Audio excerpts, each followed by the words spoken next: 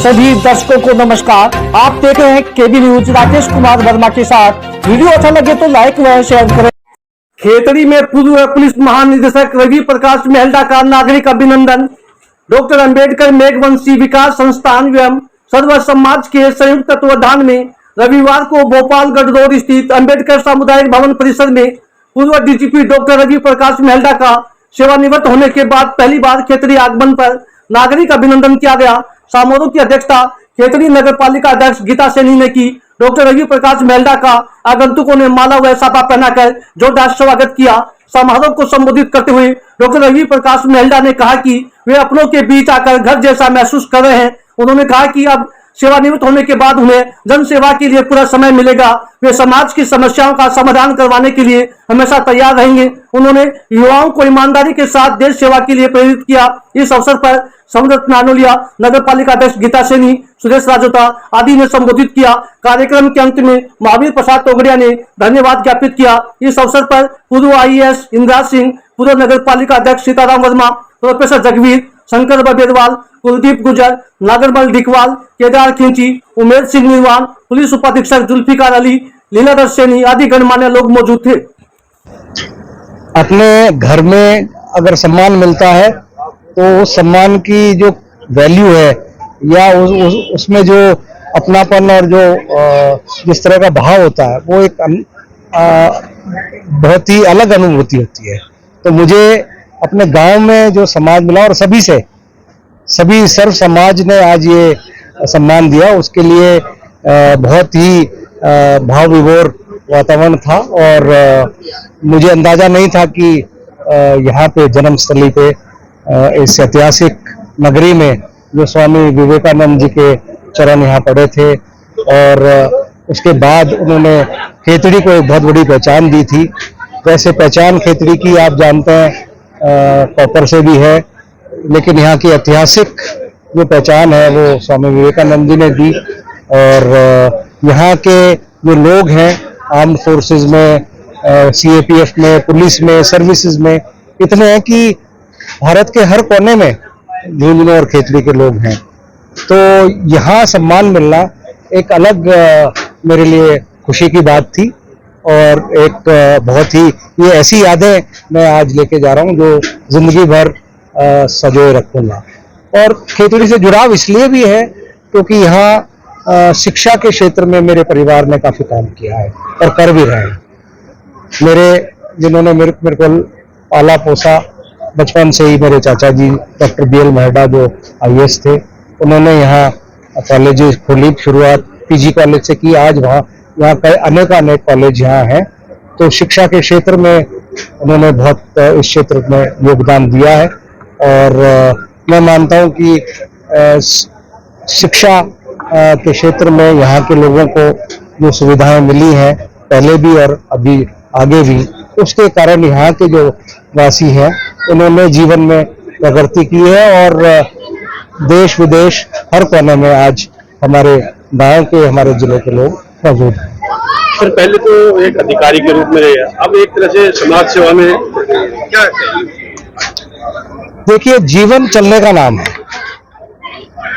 अब सेवानिवृत्ति तो 60 वर्ष में, क्योंकि एक एज है कि भाई दूसरों को मौका मिले, युवाओं को मौका मिले। सेवानिवृत्त नहीं होंगे तो युवाओं को मौका कहां से मिलेगा? हालांकि अब जो चिकित्सा व्यवस्था और जो जिंदगी का अनुपात है जीने का वो ज्यादा बढ़ गया है, तो सेवानिवृत्ति के बाद भी ऐसा लगता है कि व्यक्ति कुछ कर सकता है। तो कोई भी फील्ड जो अपने इंटरेस्ट की है, अपनी रुचि की है, उसको चुननी चाहिए, चाहे वो कोई भी फील्ड हो। अगर जो चीज वो सेवा काल के दौरान नहीं कर पाया, वो सेवा निवृत्ति के बाद वो बिना रोक टोक के और खुले मन से अपना कर सकता है। कई लोग संगीत सीखना शुरू करते हैं, कई लोग देश विदेश पूरा घूमते हैं, कई लोग किताबें लिखना शुरू करते हैं। तो मेरा जो सामाजिक सरोकार रहा है वो पहले से ही रहा है। और सर्विस के दौरान भी पुलिस की नौकरी भी ऐसी है कि मिलते जुलते रहना पड़ेगा और लोगों के बीच में जाकर आप पुलिस की व्यवस्था के बारे में लगातार फीडबैक भी आपको मिलता है। तो अभी तो मैंने सोचा है कि मैं एक सामाजिक कार्यकर्ता के रूप में समाज के बीच में जो गरीब हैं, वंचित लोग हैं, उनकी जो समस्या है, उनको किसी स्तर पे उनको हम टेकअप करते रहे। अन्य जो गरीब वंचित लोग हैं, चाहे किसी भी समाज के हैं, उनका भी बहुत से मुद्दे हैं जो सरकार के लेवल पे याद दिलाने वाली बातें होती हैं। उनको भी हम जो लाइक माइंडेड पीपल है, देखिए ये भी एक टीम वर्क है, अकेला आदमी कोई कुछ नहीं कर सकता। तो इस एक टीम बनाएंगे, उस टीम के माध्यम से अब आम जन की जो भी हो सकेगा हमसे आम जन की हम मदद करने की कोशिश करेंगे। अमूमन अधिकारी रिटायरमेंट के बाद में राजनीति में उतरना ज्यादा पसंद करते हैं, क्या इस तरह लाइन में जाना पसंद करेंगे?